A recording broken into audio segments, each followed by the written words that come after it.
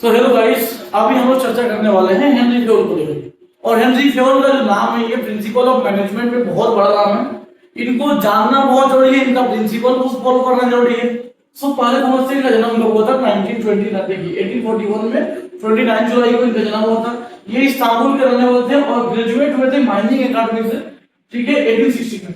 फिर एक company join की, कॉमन गोल्ड नाम का कंपनी था, ठीक है, कॉमन गोल्ड, जो कि जब ये ज्वाइन किए थे सबसे घटिया अवस्था में था, सबसे फ्रांस की सबसे मतलब बेकार कंपनी हो चुकी थी। ऐसे कंपनी में इन्होंने माइनिंग इंजीनियरिंग पर ज्वाइन किए और आगे चल के मैनेजिंग डायरेक्टर बन गए, ठीक है। ये 1888 में जो है ये बन गए मैनेजिंग डायरेक्टर। फिर इन्होंने जो है और ड्यूरिंग द वॉर क्या क्या महसूस किया, क्या क्या फील किया, उसको लेके किताब लिखा जिसका नाम था administration industrial general. Administration industrial and general. ये बुक कब लिखे थे जी? ये बुक लिखे थे 1916 में, जो कि ये फ्रेंच लैंग्वेज में था। आगे चल के इसको इंग्लिश में ट्रांसलेट किया गया और पब्लिश किया गया। इंग्लिश में नाम क्या था जी? General and industrial management. इसी बुक में इन्होंने अपने 14 प्रिंसिपल को बताया कि कौन कौन सा प्रिंसिपल जो है एक मैनेजमेंट को फॉलो करना चाहिए टू गेट सक्सेस पाना है। तो ये 14 प्रिंसिपल को फॉलो करना जानना बहुत जरूरी है। और इसका जो जानकारी जो उन्होंने किताब में दिया जिसका नाम है जनरल एंड इंडस्ट्रियल मैनेजमेंट। सो ये 14 प्रिंसिपल कौन है, इसे समझते हैं। तो सबसे पहला प्रिंसिपल है आप लोगों का डिवीजन ऑफ वर्क। ये क्या होता है इसे बताया गया है। इसमें हेनरी फ्योल जो है इस बात पे जो है फोर्स की एम्फसाइज किए हैं कि काम को उस पर्सन के रुचि के अकॉर्डिंग बांटना चाहिए, ठीक है। मतलब जिसको जिसमें मन लगता है, ठीक है, जिसको जिसमें अपना दिल लगता है उसको काम सौंपना चाहिए। इसका मतलब ये नहीं कि तुम लोग जो है कोई और काम में निकल पड़ो। फैक्ट्री का काम, कंपनी का काम लेके बात की गई, ठीक है। तो कंपनी के काम में जो है अगर किसी को कंप्यूटर में अच्छा है तो कंप्यूटर नॉलेजेबल है, कंप्यूटर से पढ़ाई किया तो उसको कंप्यूटर का काम सौंपना। कोई अगर इलेक्ट्रिकल से पढ़ाई किया उसको इलेक्ट्रिकल का काम सौंपना। कोई अगर मतलब माइनिंग का पढ़ाई किया तो उसको माइनिंग काम सौंपना। मतलब जो जिस लेवल का स्टडी किया है उसको उस लेवल का काम सौंपना ही कहलाता है वो डिवीजन ऑफ वर्क। इससे क्या होगा सर जी? इससे एफिशिएंसी आएगा, इफेक्टिवनेस आएगा, कंपनी अच्छा रन करेगा, प्रोडक्शन ज्यादा होगा और प्रोडक्शन क्वालिटी वाला होगा। अगर जिसको जो काम आता है उसको वही काम सौंपेंगे तो उस काम को बेहतर ढंग से करेगा, ठीक है, उसके मुकाबले जिसको काम आता ही नहीं।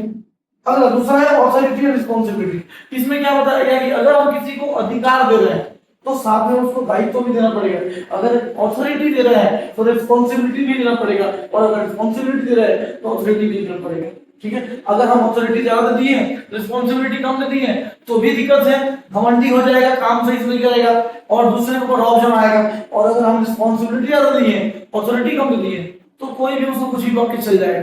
सो ऑथोरिटी और रिस्पांसिबिलिटी दोनों बराबर देना पड़ेगा, दोनों इक्वल देना पड़ेगा। तीसरा क्या बोलते हैं? डिसिप्लिन।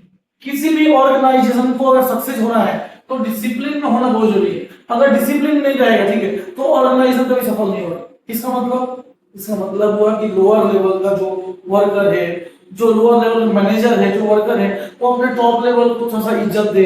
टॉप लेवल का जो रूल्स बनाया गया है, पॉलिसी बनाया गया है, उसको फॉलो करे, ठीक है। इसी को डिसिप्लिन। और डिसिप्लिन जो है टॉप लेवल से आता है। अगर टॉप लेवल वाला ही सही से नहीं चलेगा तो लोअर लेवल वाला कहां से चलेगा, है?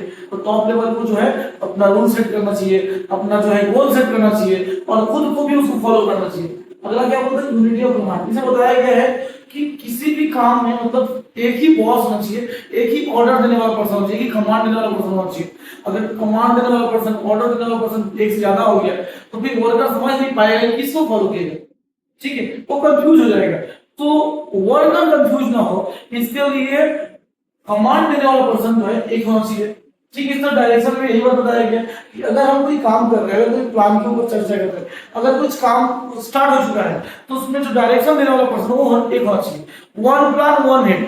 डबल हेड होने से कोई प्लान काम नहीं कर पाएगा, ठीक है। So one plan one head के तहत जो है बताया गया है यूनिटी ऑफ डायरेक्शन कि एक प्लान के तहत एक ही जो है डायरेक्टर होना चाहिए जो डायरेक्ट करे। इसके बाद 6 नंबर प्रिंसिपल बताया गया है सबऑर्डिनेशन ऑफ इंडिविजुअल।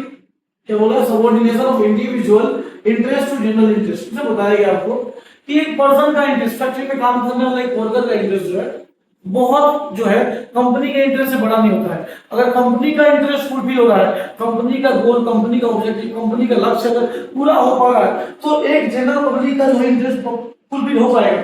लेकिन अगर हम जनरल पब्लिक का इंटरेस्ट फुलफिल करने में लग जाएंगे तो कंपनी डूब जाएगा। कहने का मतलब है कि अगर मान लीजिए कोई वर्कर जो है फैक्ट्री में काम कर रहा है, कोई इंपॉर्टेंट वर्क में लगा हुआ है, तो उसको घर से फोन आ गया कि चलो भाई साहब मूवी देख के आते, तो फोन कर दिया, अब वो मूवी देखने चल जाएगा तो कंपनी डूबेगा।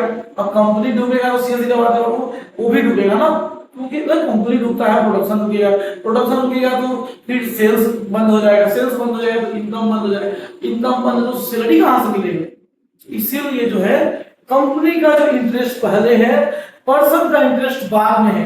पहले कंपनी का इंटरेस्ट फुलफिल करना है, देन पर्सन का इंटरेस्ट बाद में सोचना है। इस पर अगला क्या बोला, रेम्यूनरेशन ऑफ एम्प्लॉय।